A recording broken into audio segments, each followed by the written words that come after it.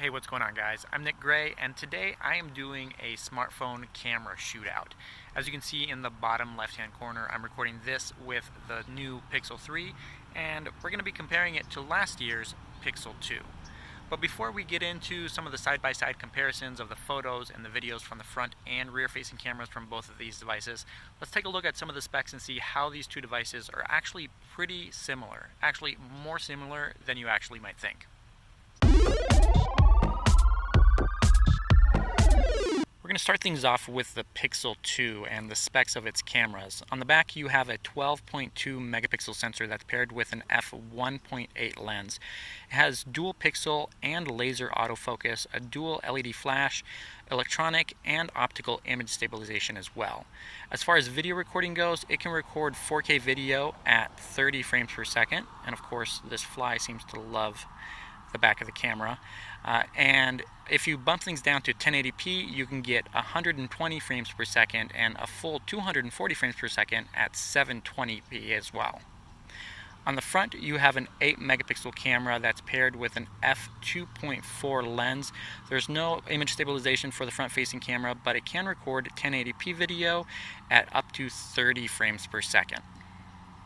Switching over to the Pixel 3, you actually get a pretty similar setup to last year's Pixel 2 when you look at the main camera on the back of the phone. You're looking at the same 12.2 megapixel sensor, and the only thing that's really changed is the lens, which is 28 millimeters now versus 27 millimeters of last year's model. On the front of the phone, though, things are a little bit different. You now have two 8 megapixel sensors up front. The main one featuring a 28mm f1.8 autofocus lens, similar to what you get on Samsung's devices. And the secondary one with the 8 megapixel sensor is an f2.2 19mm for an ultra wide angle shot. And I'm going to show you now what that will actually do.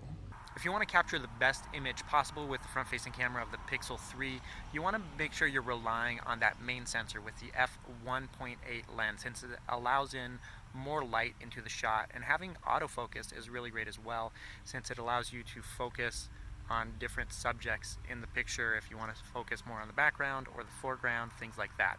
But if you just want to fit more people into your shot, if you have a couple friends that you're trying to take a selfie with, or if you want the background in the image as well, just zoom out on the screen and then you get that 19mm lens that's pulling in all of your surroundings.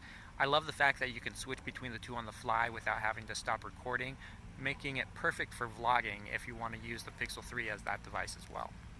Okay, so now that we have the specifications of these two smartphones squared away, let's take a look at some side-by-side photo comparisons and video comparisons to see how these two devices actually compare in the real world.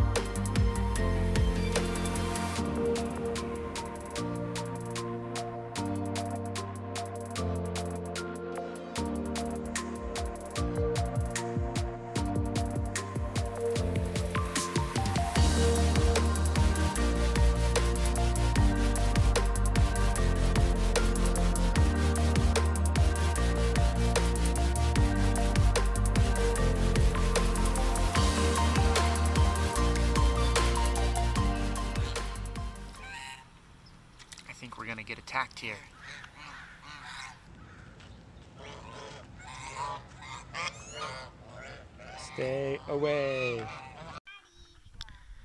Today we're exploring Joshua Tree National Park and doing a little bit of rock climbing here.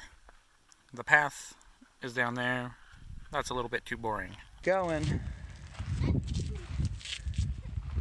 You can make it up there. This is hard to do with one hand. Now put away your phone.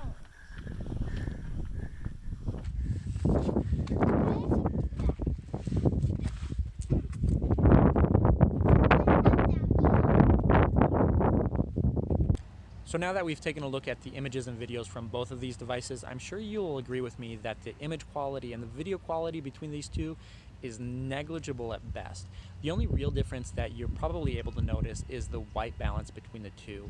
The Pixel 3's white balance is a little bit cooler and the Pixel 2's is a little bit warmer, giving you slightly different tones, especially when you're taking pictures at nighttime or during a sunset. I wasn't expecting to see that, but if you look back at some of those images, you can see a dramatic difference there.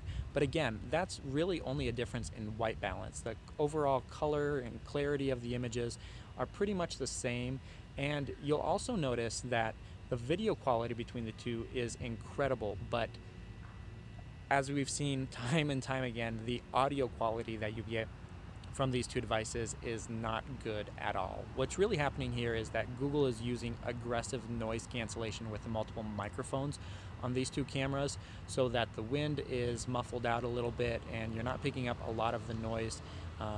You can probably barely hear it here, but there are a lot of cars and trucks passing behind me. But the phones are actually doing a really good job of canceling out that noise so that you can hear me rather than the surroundings. Now, if I had to choose between these two devices purely based off of their cameras, my vote would go with the Pixel 3. And it's not because the rear camera can take better pictures than the Pixel 2 can, it's because of the front-facing wide-angle lens. As you can see here, I can fit more into the shot, and this is really perfect for me, especially when I'm trying to take pictures with family and friends, or just get the perfect background into my selfie. And that was actually the toss-up item when I compared the Pixel 3 with this year's LG G7, since that phone has a wide-angle lens on the back of the phone. Having that secondary sensor with an ultra-wide view is really, really important, and I hope more smartphone manufacturers continue to include it in their devices.